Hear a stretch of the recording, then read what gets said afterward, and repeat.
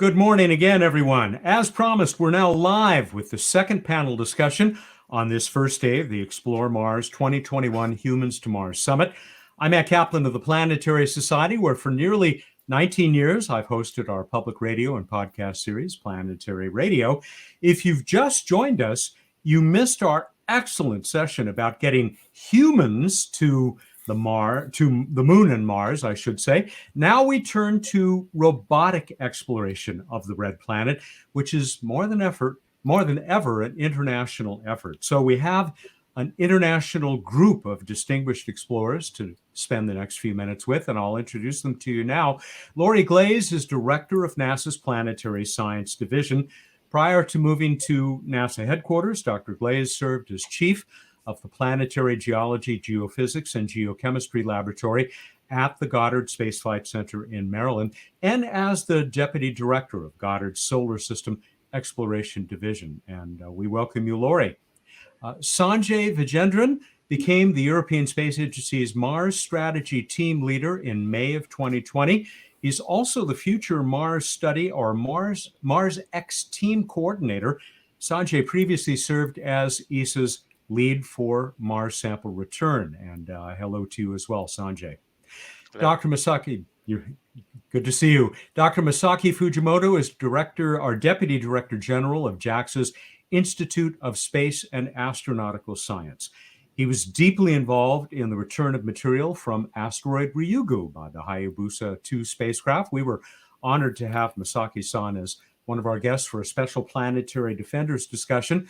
It was part of the 2021 Planetary Defense Conference last April. And we'll close out with Hessa Almatroushi of the UAE Mohammed bin Rashid Space Center. She is the science lead for the brilliantly successful Emirates Mars mission, also known as HOPE.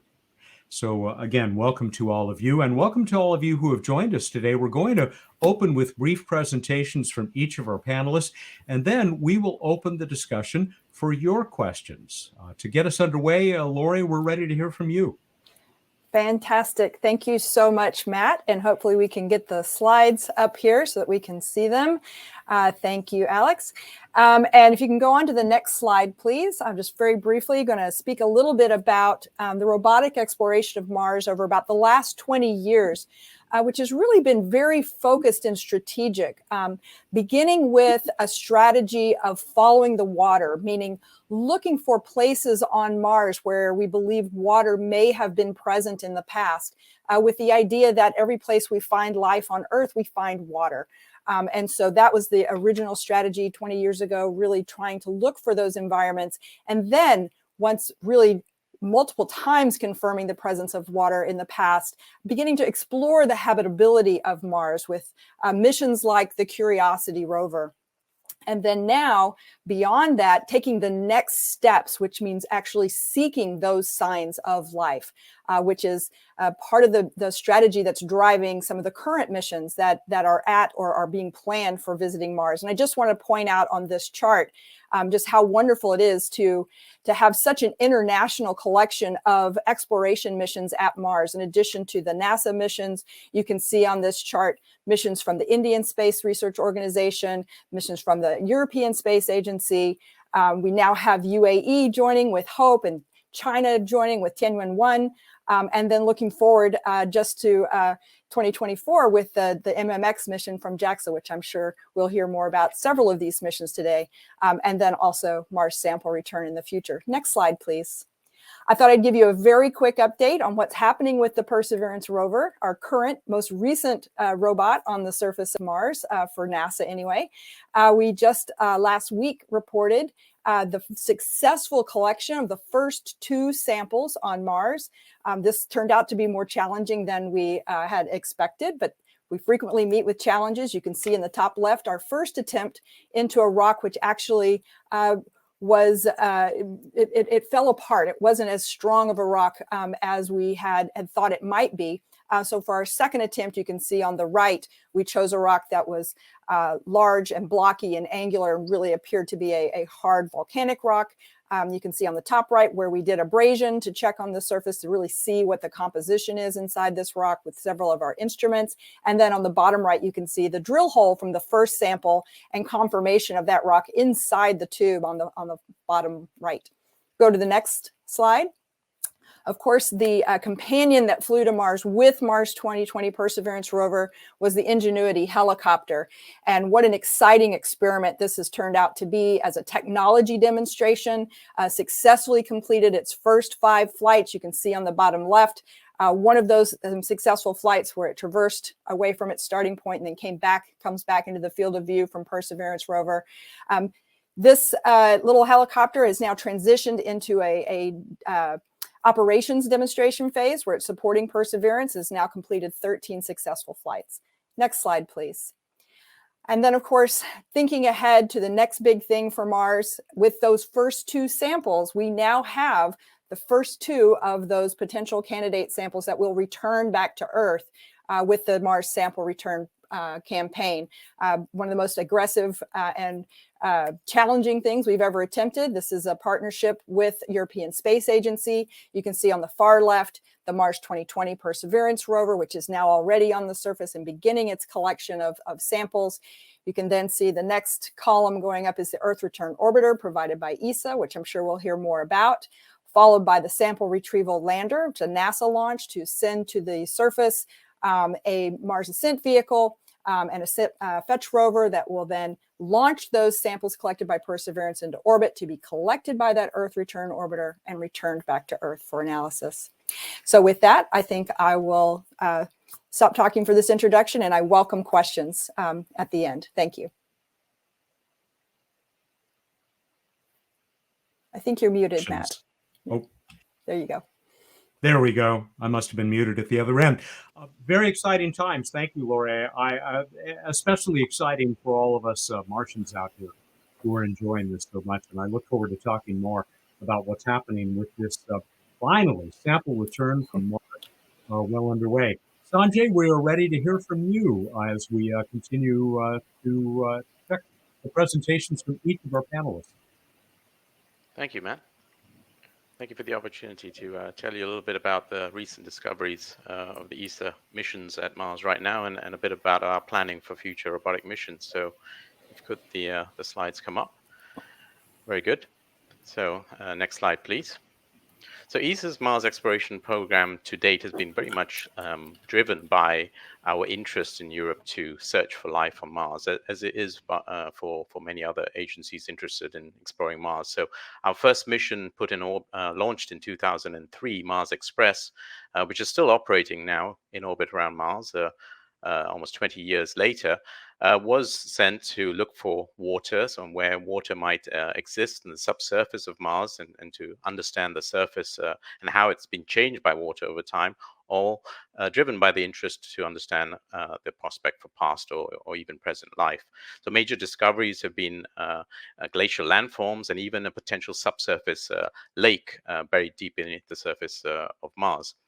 And then the ExoMars Trace Gas Orbiter, which was launched in 2016 and is currently in orbit around Mars, that has been searching for life through signatures of methane. This was an interesting tantalizing discovery that Mars Express appeared to have made, which prompted the interest to send another orbiter looking specifically for methane. And one of the surprising findings has been from TGO that there is no signature of methane as far as it can measure, even with the high accuracy instruments it has on board.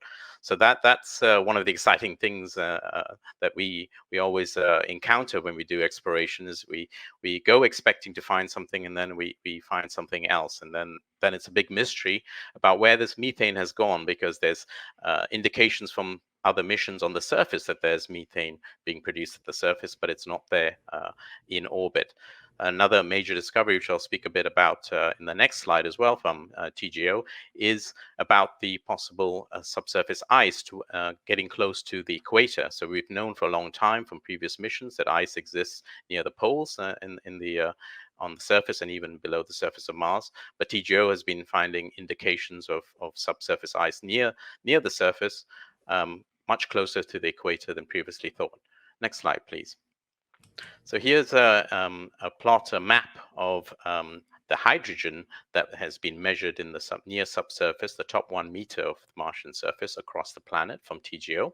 And that hydrogen is inferred to be largely locked up in water ice, where we detect high concentrations of it. And so TGO has made such a map of the possible subsurface ice on Mars at a higher resolution than a previous mission. So if you click forward, you'll see a map that was made by the NASA Mars Odyssey mission. If you could click forward, please. And that in 2002, using its gamma ray spectrometer, made the first map of hydrogen in the subsurface. And you can see very similar data coming from the 2 missions, with the TGO data on the right offering higher spatial resolution. And what's really interesting about the TGO measurements, because of its higher sensitivity, is it's discovered potential oases of ice even at the equator, which is unexpected because we don't expect to see subsurface ice existing so close to the surface. So it's not everywhere by any means, but there are locations which appear to have high concentrations of ice, which for this group at this meeting is something of strong interest, because that could support human exploration in the future. Next slide, please. So in terms of upcoming science at Mars, we're looking very much forward to our first mission to directly search for past or present life in the deep subsurface of Mars with the ExoMars Rosalind Franklin rover, which is being prepared for launch in September 2022. And it will arrive in early 2023 and be able to drill down up to 2 meters deep in the subsurface of Mars, deeper than any previous mission has drilled before. So this mission is going to directly look for life, and we are looking forward to seeing what exciting discoveries it makes. Mars Sample Return, you've heard about from Lori, a key collaboration with NASA and ESA, is a major partner contributing the Earth Return Orbiter that will return the samples back to Earth from Mars orbit, as well as the Sample Fetch Rover that will travel on the surface and pick up the sample tubes and return it back to the lander. We also have a third smaller contribution of the Sample Transfer Arm, which will be able to move tubes from the rover onto the lander. So that's a very exciting program in full development, and we look forward to the launch of those missions later this decade. Next slide, please.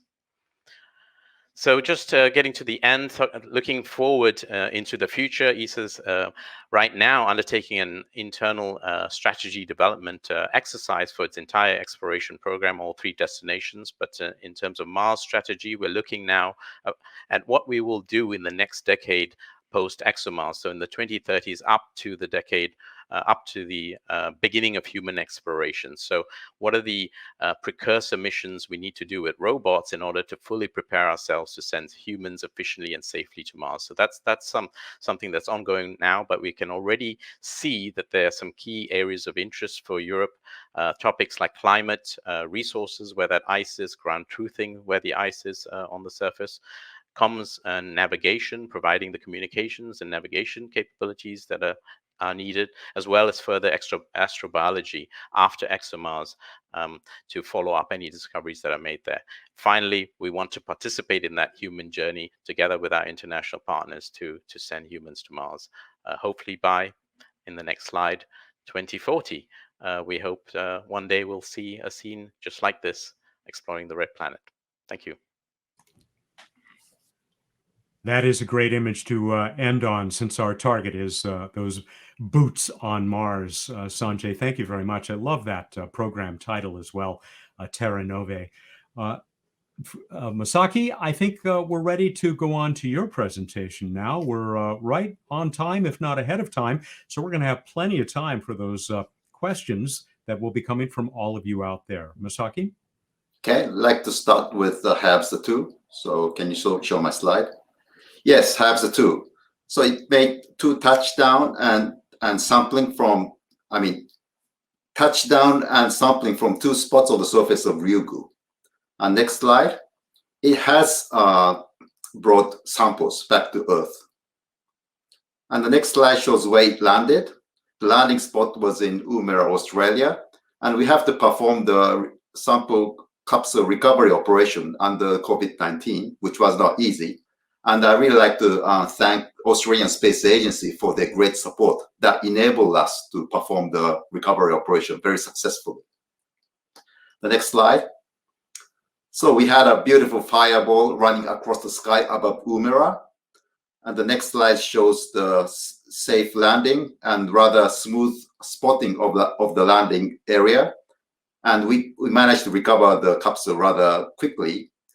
And when we brought it back to Japan, into our creation facility, and when we opened up the capsule, the next slide shows that what Hayabusa 2 did at Ryugu was a big success. It really was a big catch. And these samples will be delivered to the scientists all over the world so that we can understand the origin of water on Earth. So as next slide shows, Hayabusa 2 was a big success. And the question is, does this big success lead to another sample return mission from a small body? The answer is yes.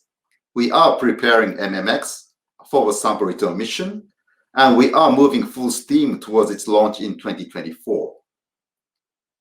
So I said MMX is one of our small body sample return missions, but as you can see in the next slide,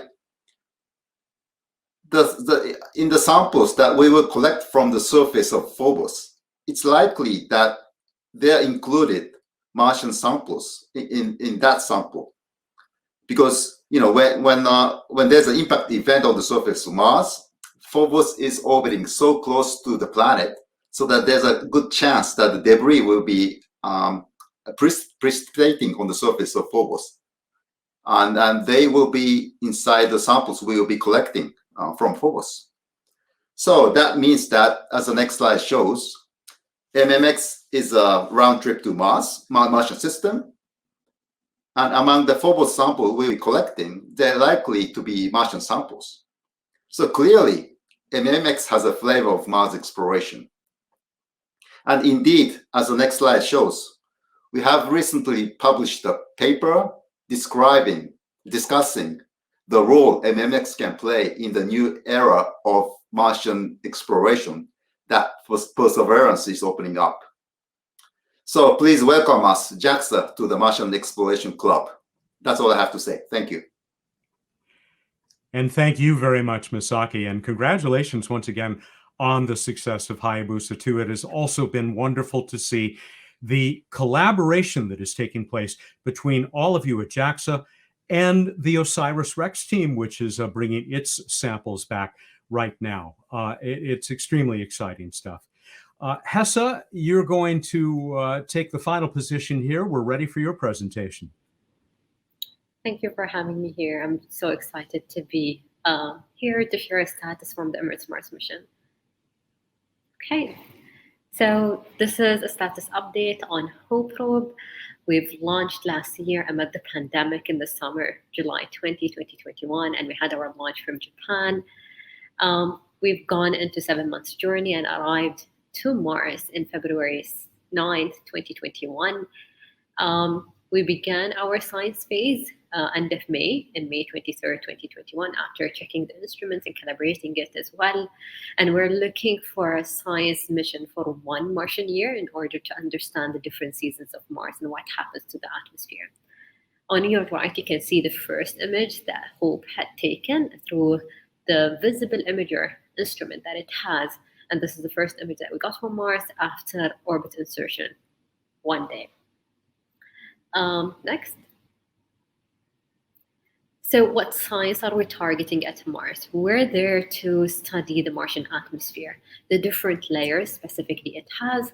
So we're studying the lower atmosphere and the upper atmosphere and looking into the links in between them as well. We do have 3 scientific instruments. We have Emirates Exploration Imager that takes images from the visible band and even ultraviolet bands and studies the lower atmosphere. And then we have the Emirates Mars Infrared Spectrometer, EMIRS. It's studying the lower atmosphere as well, adjacent to EXI with the infrared band. And then we have the Emirates Mars Ultraviolet Spectrometer looking into the upper atmosphere, specifically the thermosphere layer and the exosphere. And Through this instrumentation, we have coordinated observation in a way that whenever we're looking at Mars, we have an image or scientific data from the three instruments coordinated together, as you can see in this image. And that's very useful. So we can understand what's happening in the lower atmosphere and the climate, and what's going on in the upper atmosphere, and how we can understand the vertical transport in between them as well. Next. Our orbit is very special. The dimension of it is 20,000 kilometers by 43,000 kilometers. Like, it's very wide, elliptical. No other mission had traveled to such orbit before, but it's there to enable our science. And that's how we're able to study the different layers through this orbit. And you can see through the animation as the probe is moving around the orbit. And this is what we have on the bottom, our visible images. We can cover like Mars as a whole. We're looking into different geographical features on Mars as it's rotating, and we're looking even into the diurnal variation. You can see how we're moving from night to day within the orbit itself.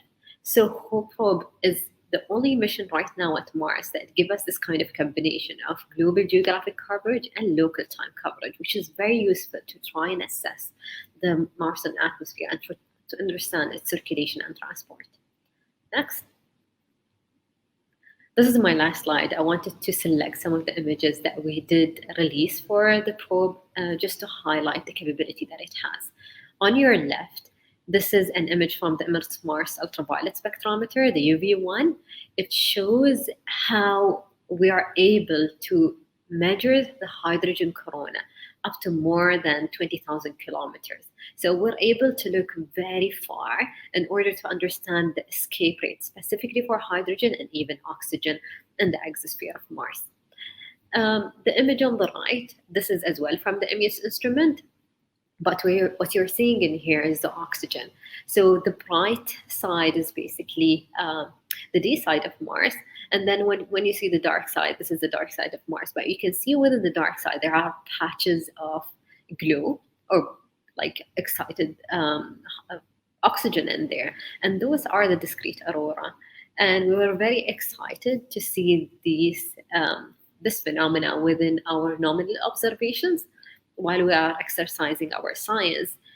Because as you've heard, like, the discrete aurora is not within our scientific objectives, so it's considered to us an opportunistic science. But we were very excited to have such a delicate instrument that is so sensitive to be able to give us information on the discrete aurora, that we will be able to understand more in such a global manner, and with the frequent observations that we do have, it will enable us to enhance our understanding into it.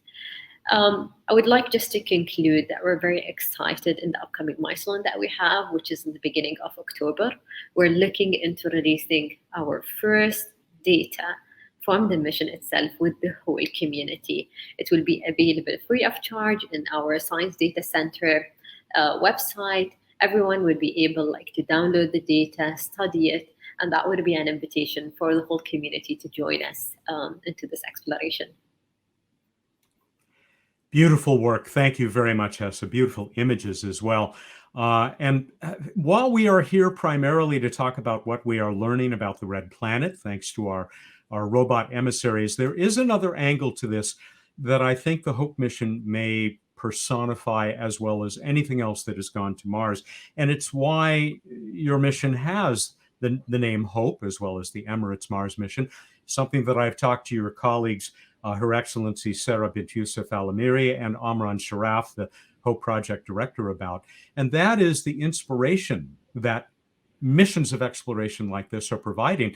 Can you say something about why that is an important component of the HOPE mission before we get back to science? Yes. So the mission was announced back in 2014, and this is considered our first mission to Mars. We have not done this before. And we had Earth observation satellites, and that field was explored. But the satellite program that we did have, but going to Mars is just like a different challenge. And we had partners, academic partners, to help us in this. But mainly through this program, it's not about only getting unique science to the community and contributing to it. It was about the development of the science community within the United Arab Emirates. So we're looking through this program to develop the science and technology sector, to inspire the younger generation to be engaged into science. So while we had our scientific objectives, we had programmatic objectives to develop capabilities in science and engineering when it comes to exploring other planets, to have a lot of outreach programs to go to schools, students, universities, professors, to provide a lot of support and engagement in order for us to elevate the state of science when it comes to Mars exploration within the country. And it had been such a journey. And that's why I remember, like, even at the time of the launch and even before arrival, when everyone is nervous about the success of the mission, we've stood there and said, we've already succeeded, because the human capital that we have developed throughout the years, that's the true success of the Emirates Mars mission. And I see that all of our panelists are in full agreement with you. I think this is one of the greatest values of our exploration of the solar system, the inspiration that it is providing for all of humanity, and especially young people. We have questions beginning to come in, and we will be getting to those shortly. I do have one comment, or a question at least, that I'm going to direct to you, Laurie and Sanjay. I took the liberty of re-listening to your 2019 appearance, the last in-person Humans to Mars Summit, when you were on stage and talking about, well, looking forward really with Ellen Stofan to sample return. And so here we are a little over 2 years later. And as you've talked about, it is so thrilling to actually know that there are now bits of Mars sealed away in those tubes, the cleanest objects perhaps ever created by humanity, waiting for their return to Earth. What is the outlook for completing the rest of this most complicated series of robotic missions perhaps ever, and getting those samples into big labs in front of the scientists that are waiting for them back here on the pale blue dot? Laurie? Oh, Laurie, I think you're muted now. See, there we go. How's there you that? go. So thank you, Matt. And yeah, I'll say a few comments, and then I know Sanjay will have more to add. So it's really wonderful that you went back and rewatched 2 years ago, because at that time, we felt like we were really on the verge of something big with Mars sample return, and really felt like we had an amazing opportunity in front of us with this collaboration, and just being at the right time to initiate Mars sample return. And we've made so much progress since then. Of course, first off, with the successful launch and landing of Perseverance, and now with the collection of those first samples to return. But in addition to that, just programmatically, the progress that we're making in starting to move that entire campaign forward. We actually kicked off what we call Phase A the end of last year, at the end of 2020. And we're really excited about that. We're able to now, go off and do the necessary trade studies, looking at the technical design, the early part of formulation, really digging into the details of how we're working together and who's building what, and digging into how much it's going to cost and all of those things as well. But really starting to move that whole process forward, and thinking about getting the contracts in place so that we can continue with that development. And it's moving along very well. It is an enormous project. It's got a lot of complications with it, but we have such great partners with ESA, and then lots of partnerships even within NASA on the US side, with all of the various NASA centers participating and contributing. So again, making great progress moving that forward. I know Sanjay probably has lots to add as well. Sanjay? Thank you, Matt. Thank you, Laurie. You've said most of it already. But Matt, yeah, thanks for that flashback to 2 years ago. It was certainly an exciting time for me, having worked almost a decade at ESA on trying to get MSR going. and the next ESA program after ExoMars. So at that point, we were just months away from the Ministerial Council meeting at the end of 2019, where the European member states would decide on whether they were convinced enough to give us the go-ahead to go forward with Mars sample return with NASA. So it was a time of excitement and expectation, and yeah, here we are now. We've got a program, and with the success just recently of getting the samples, we actually have something to return. So it's tremendously exciting, and I'm so confident that that we're going to go ahead and complete Mars sample return that I decided to move, well, not into the Mars sample return project, but stay in ESA in future planning. And I'm already looking ahead at what we're going to do after MSR, believe it or not. So that's exciting times all around for Mars exploration. Masaki, we heard a little bit about MMX, the Martian Moons Explorer mission, which in the first panel, just prior to this one, you expanded on that, of course. And I think that you gave us confidence that that is moving forward very well. It is also an international collaboration, isn't it? Yes, it is. We have participation from NASA, Europe, I mean ESA, France, and Germany. Very exciting. We also hope to land in Emirates if the Australians allow us to do so. So yeah. Mm-hmm. Seems to be a nice place to set down your samples, wherever they may be coming from. We do have a lot of your questions coming in. Now, as you might expect, we probably will be receiving far more of them than we will be able to get to, but we will, over the next half hour or so, before we get to the first extended break here on the first day of the 2021 Humans to Mars Summit, we're going to get to as many of these as we can. And they are being relayed to me by our friend and colleague, Janet Ivey, the president of Explore Mars. I'm looking at some right now, and I'm going to start with this one from, it looks like Janenin, and my apologies to everyone that I mispronounce your name.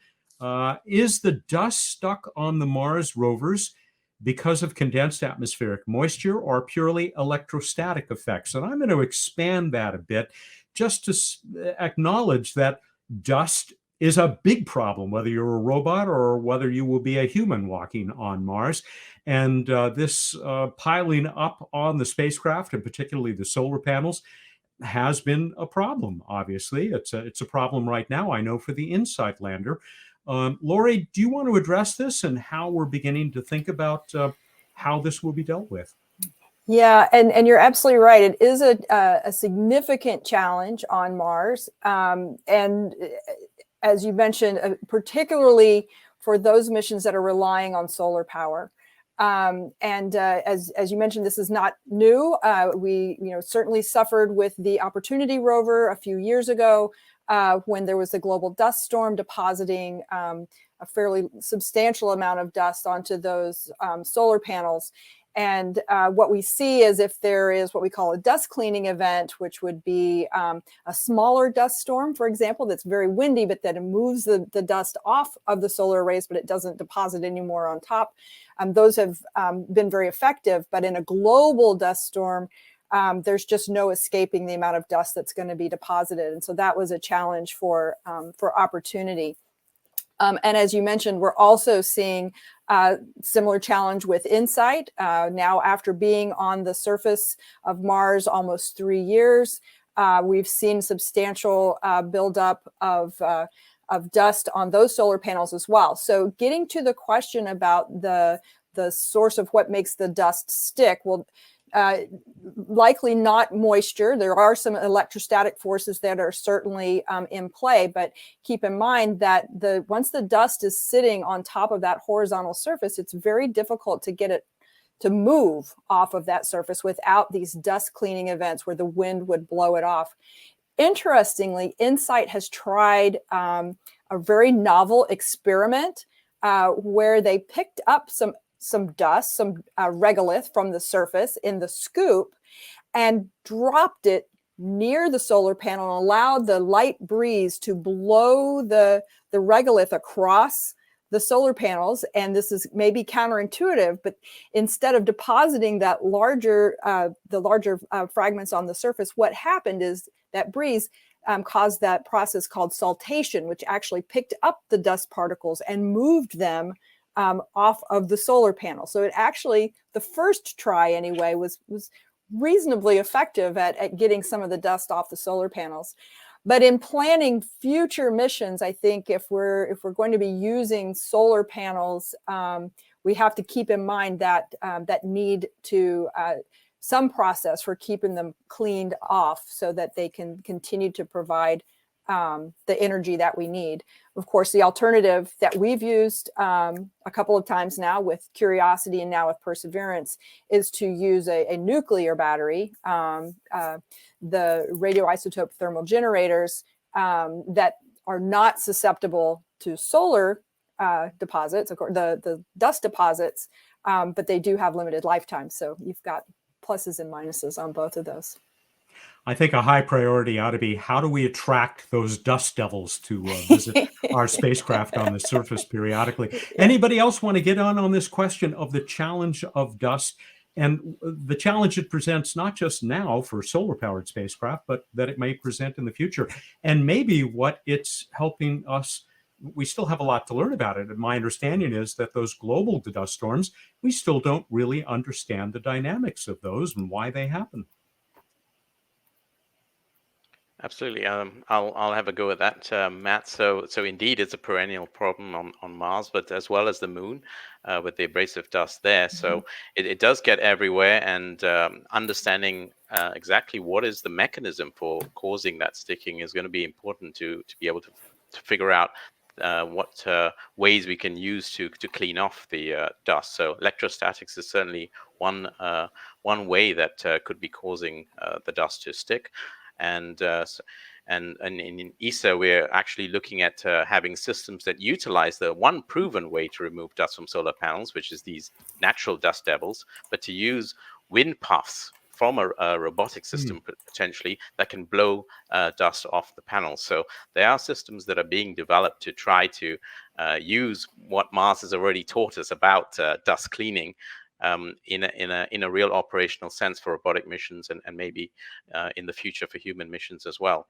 And indeed, understanding how the weather can increase the dust loading in the atmosphere and what gets onto equipment through making weather forecasts of these little dust storms when they might happen is a key aspect that we on the European side are interested to find out more about as a preparation step towards sending humans. And you'll hear about that a little bit more in the next panel, I believe, about our future thoughts on Martian weather and climate.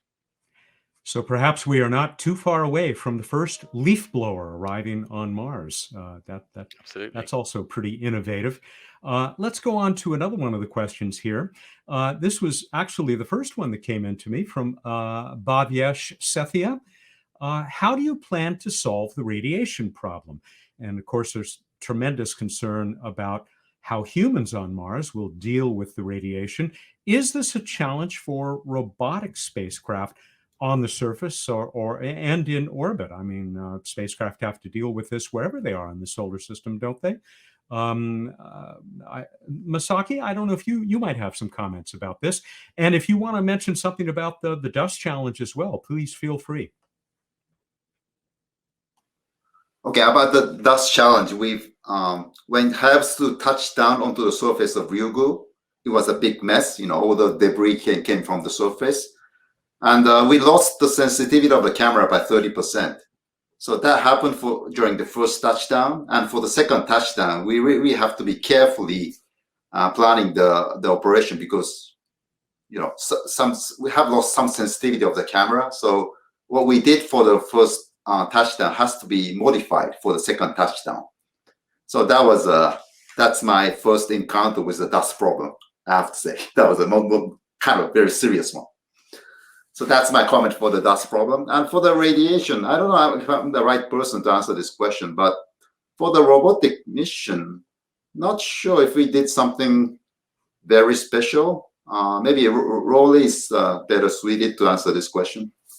So do you wanna answer this question, Lori? I actually was just checking on something very quickly on radiation, and Mars Odyssey carried a radiation sensor, radiation experiment, and from what I can find quickly, it looks to be that if you're interested in the radiation on Mars, appears to be about 2.5 times what astronauts would experience on the space station. So it is actually fairly substantial exposure on Mars, and something that really has to be thought about. Certainly in the design of the electronics on the rovers and on the spacecraft have to keep that radiation environment in mind to assure that we have the reliable electronics on the spacecraft. I did want to just point out that in thinking ahead to human exploration, the Perseverance rover is carrying an instrument called Sherlock.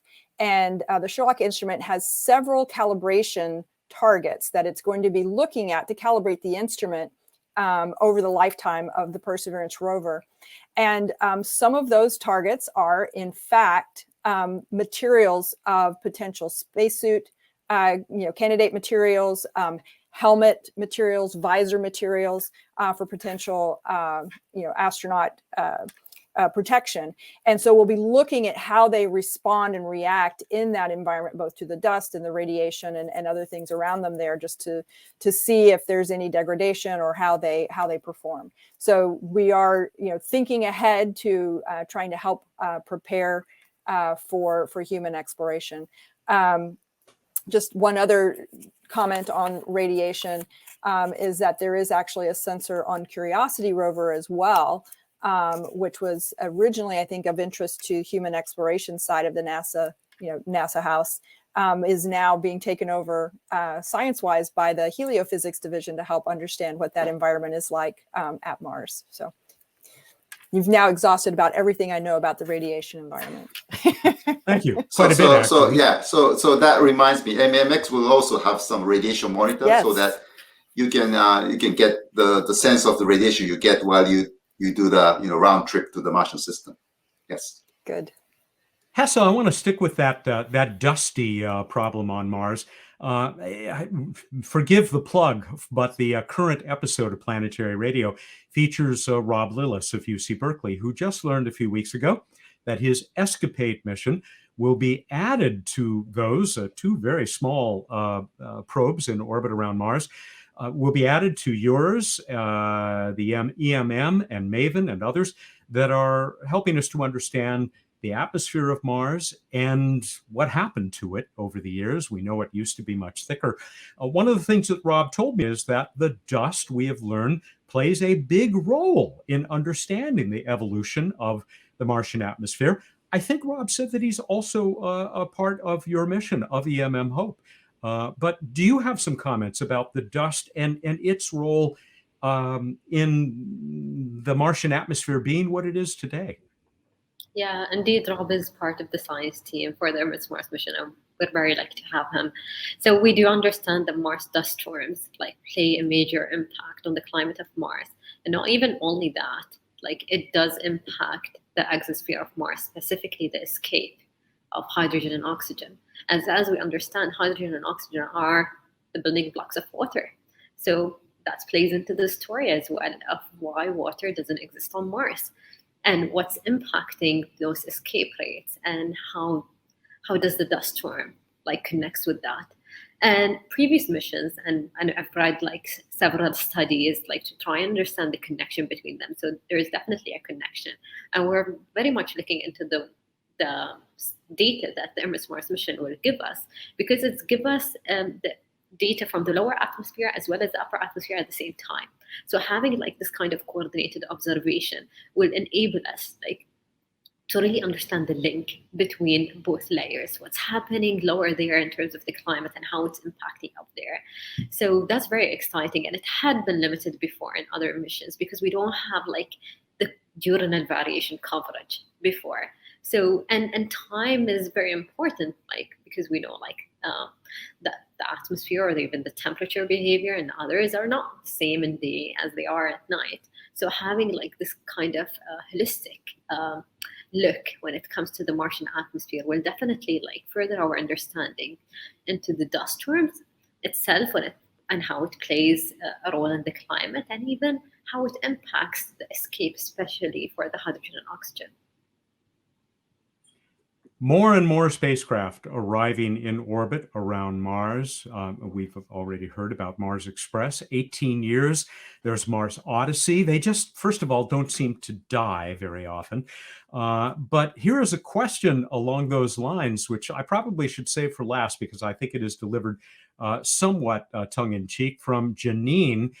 Given all of this activity from the UAE, China, U.S. rovers, U.S. rovers, and orbiters and ESA orbiters, and soon a rover. Will there be a day when Martian traffic control, I assume we should be talking about air traffic control, will be needed? Will the traffic lights still be red, green, and amber? Well, thank you, Janine, for bringing a little levity to this. But I wonder if you could talk about the advantages that this implies of having so many spacecraft, each of them with different specialties, each of them with different skills and sensors and abilities, and why this is so important to helping us understand this very dynamic planet. Lori, would you take that first? Sure. I think it's fantastic that there are so many missions at Mars now and planned in the near future. As you say, they all complement each other. Different types of measurements, different types of instruments, even similar instruments that are making similar measurements at different times in different places can be compared and help give us a fuller understanding of the whole Martian system. Mars is a really fantastic laboratory for understanding how a terrestrial planet with an atmosphere, how it operates. And, it really is just the perfect place for these types of this kind of combined exploration.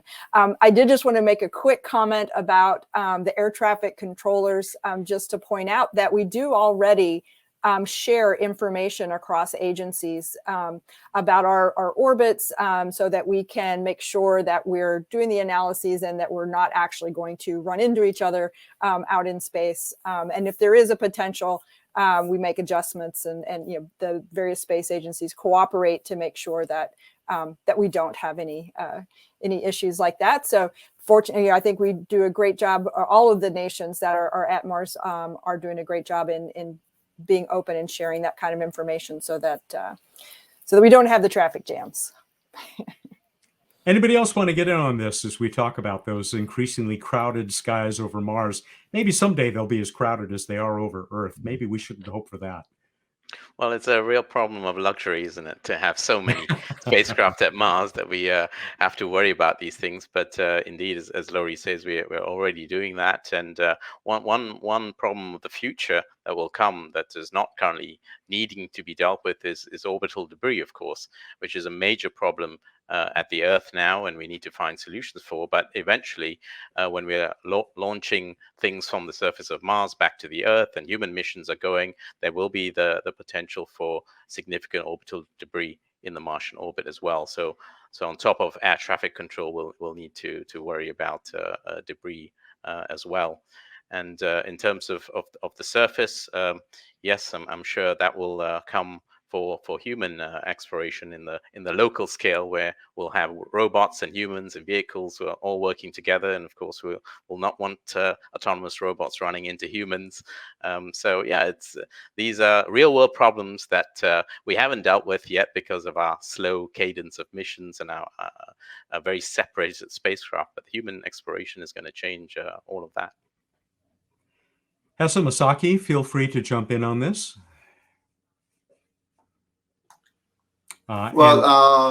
Yeah, so when I talk to younger people, they always dream of having their own CubeSat flying into the Martian system. And then with the CubeSat, they think their spacecraft can work as long as somebody take it there. So orbit insertion is a problem for a small orbiter, because you have to bring up all the big fuel to enable it. But those people working on the spacecraft itself, they really wish that there will be someday a service that will bring their own CubeSat to the Martian system, and then they can do their job. So, it's a big hurdle. You have to bring all the fuel and you have to do the orbit insertion. But should that stay as the hurdle? There are so many clever people who have some ideas to fabricate their own spacecraft. And the job you want the spacecraft to do is not that orbit insertion thing. They really like to focus on the work they do after they are in the orbit around Mars. So talking to young students who are dreaming of that kind of future, like launching or getting into the orbit seems like the biggest element of the space missions. But for the younger people, for the smarter people, they are thinking smarter. They think that, oh, that's not my thing. They would rather do something smarter after they get into the orbit. So for like somebody like close to 60, I was thinking that launching or getting into the orbit is the space mission. But younger generation might be thinking in a different way. So yeah, that's the. Did I answer Yes. your question? Okay. Yeah, I mean, you're making me want to ask Lori, should we be looking at a commercial Martian payload delivery system, Lori? I certainly hope that that's in the cards in the future. And, we're watching how that plays out on the moon with the commercial lunar payload services with our first 2 launches coming up next year. I think it's an interesting model. Yeah, we'll see. Hessa, your missions model is an interesting one because, of course, you had to find a ride for EMM Hope. Was that a particular challenge? You mean the launch? Yes, finding your way to get up off of Earth and put you on the road to the Red Planet. Yeah, so we have a team responsible of like choosing the vehicle, planning the launch, and so on. But that wasn't the challenge in itself. That was like normal part of planning a Mars mission. The challenge was that we had to launch amid the pandemic. This was the time where airports got closed, and we were like the scheduled Mars mission that we had to launch from a country other than ours. So we had to care about transportation. I remember like at that time, the hope was in UAE and we had to ship it to Japan. And it had to go, of course, through the road and then through air and then through a ship to reach the launch location. So that was very complex. And I would have to say like the country, like from different fields, were very supportive. Like even other countries like Japan, like coordinating this kind of transfer so we don't miss our deadlines and launching in the summer was very hopeful, I would say, like very fitting to the name of the mission, Hope. It shows like how nations are collaborating together for the sake of science to achieve the knowledge that we need to advance our understanding. So that was very inspiring, honestly. You bring up such a good point, and I think maybe we should talk about what the pandemic, particularly with the rise of the Delta variant, what effect this is having, not just on upcoming missions, but on how it's affecting how each of your teams is conducting science, doing operations with the current missions that are either above or on the Martian surface. Sanjay, let's go to you. Is this affecting everything that ESA is doing? Sorry, could you say that last thing again about the science? Sure, just wondering how the pandemic, how you are trying to adapt to the pandemic to be able to deliver the full potential of these missions. Absolutely. So, as you know, ExoMars was originally planned to be launched in July 2020, and so the pandemic hit just like with Perseverance, only months before. So that definitely did affect the decision to have to postpone the launch in our case to 2022. It wasn't the only reason, but it definitely was an impact. So we felt that pain in our Mars program. And it continues to affect our ability to travel not only across Europe, but of course to our Russian colleagues as well, who are working on this mission right now. So the extended period that it's gone on for, and it may well go on in some way or the other right up to when we hope to launch next in September 2022, has been a major challenge. But for now, we are managing through it. We're keeping to the schedule. We've got some margin. We found a way to work despite the difficulties. Masaki, challenges of the pandemic for JAXA's missions? Well, I'm in a position to coordinate the international collaborations. So, for things that's been ramped up already, it's easy. Communicating with somebody who we already know or we are already working with, that's okay. But if you are in the earlier phase, if you are really starting to ramp up something, that's been really, really tough. There are phases in setting up international collaboration that you really need to talk face to face. That's what I'm sensing now. So the impacts on those missions that are starting to ramp up. But if you are in the later phase, it's kind of okay. So that's what I'm realizing in this 1.5 years. Lori, I'll save a moment here for a quick response from you as well. I know this has been a big challenge for NASA. It has been a big challenge, and just to hit on a couple points that others haven't mentioned, we've been, I think, pretty fortunate in that our operating missions and our science teams have actually been working very well in a virtual environment, almost exclusively virtual. And so I know that it's challenging. I'm not saying it's the most effective or most efficient way for them to work, but we've still been able to make very good progress there. I think Masaki makes an excellent point about the challenges of bringing new teams together. We were in the beginning, with Perseverance, a little worried about how we were going to do those operations that require intense interactions, but that team again has been working very well together, even in this early phases of the science. And just as Hessa noticed, when we were heading up to that launch in July last year, both of us, it was extremely difficult to keep all of the teams safe. We wanted to make sure no one's health was compromised, but still drive that schedule. Our other missions that are being developed right now are still experiencing challenges with COVID, not just the work environment, but supply chains are being disrupted and delayed. So, ultimately, being the bureaucrat here, the longest lasting impact is probably going to be cost. But yeah. Let's do our best to squeeze in a couple more questions here. We only have about 5 minutes left, so we'll have to be very brief with these. Here is one from Kirti. And Lori, I suspect it may be one that you'll want to start with. Wheeled rovers, are they the only means of traversing the Martian landscape other than Ingenuity? I don't know why we should exclude Ingenuity, because it has certainly shown us potential for a terrific way to get across Mars. Yeah, I think Ingenuity has really opened our minds to how we can explore, both with a primary aerial vehicle that can explore, but also as a companion vehicle. I think, an aerial platform is already demonstrating the ability to provide additional reconnaissance and more information back to the primary mission, which in this case is Perseverance, but could be a human mission.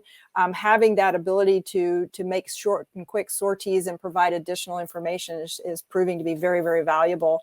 So I do think there's alternatives besides the wheeled rover. I think the aerial vehicle is going to be something we really need to keep in mind going forward. All right, let's take one more, and I hope that there will be time for each of you to respond to this one, because it is such an important one.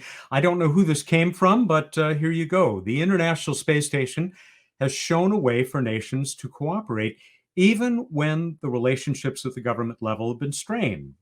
And this person notes the United States and Russia. Do you see a way forward for the endeavor to explore Mars, and perhaps even nearer term missions to the moon, Artemis among them, I assume, would possibly be in cooperation with China if there or already ongoing collaborations with China known to any members on the panel, please share them. I know that China, in its plans, its lunar and Martian plans, is also looking for partners. And we congratulate China on the establishment of its own space station above the Earth. Would any of you like to talk about international collaboration, not just with China, but across the agencies that are represented right here on our panel as well? Masaki, why don't you get us started? Yes, we've been invited to a workshop where they were discussing about their asteroid sample return mission, and we gave them some advice. And I sensed the enthusiasm. I sensed how powerful they are. So I was giving advice, but knowing that maybe in 10 years we might be overcome by them. But still, I was happy to give some advice. So that's how I deal with this kind of issue. Hessa EMM, certainly a good example of international collaboration and the benefits of that. Exactly. The Emirates Mars mission was built based on international collaboration. So it's a really good example of how successful it could be. And we are always open for more collaboration. Because like one mission cannot do it all, honestly. Like it requires like multiple expertise, like combining like different data to reach that comprehensive understanding. I recall during cruise phase, like we had the opportunity to do coordinated observation with BB Colombo, which we were very excited about. We're very excited to be there with Maven. Maven has instrumentation that can complement the Emirates Mars mission that we don't have. So that's very exciting with us. And we're always like looking for other, I know MMX, like they had me within their science meeting too. We can discuss like international collaboration between both missions. So that's what we need to do always. Sanjay, seconds remaining. Do you have something quick? Yeah, just to say that ESA is born of collaboration between countries, so it's in our very nature, and everything we do is by definition a collaboration, at least of European countries, but we collaborate with many agencies across the world, and including China at the moment, sharing data, helping with landing site selection and things like that. I think there's an interest definitely to share in the inspiration and the excitement for scientific discovery with our colleagues everywhere, and we try to find ways to transcend the politics and enable collaboration where we're allowed to do so. So if we're held back, then we can't, but we're always seeking to collaborate with as many partners as we can because we think that's the best way to do more. Lori, we'll give you the last word on this. I want to agree with the person who wrote that comment that absolutely ISS has been a fantastic model for how to engender apolitical collaboration. It's a great model. We're hoping, of course, that Artemis will follow in those footsteps. And I think Mars will follow right along. It's natural. That's all the time we have. I want to thank all of our panelists for this excellent conversation and wish all of you the greatest of continued success at Mars and here on our pale blue dot. Thanks also to all of you who have joined us online.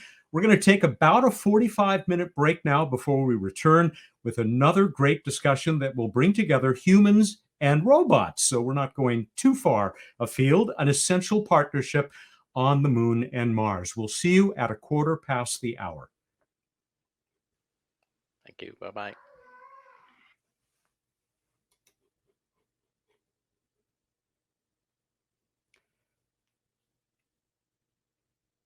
And I'm guessing we're out. Okay, fantastic. Great work. And I think these are Janet's words.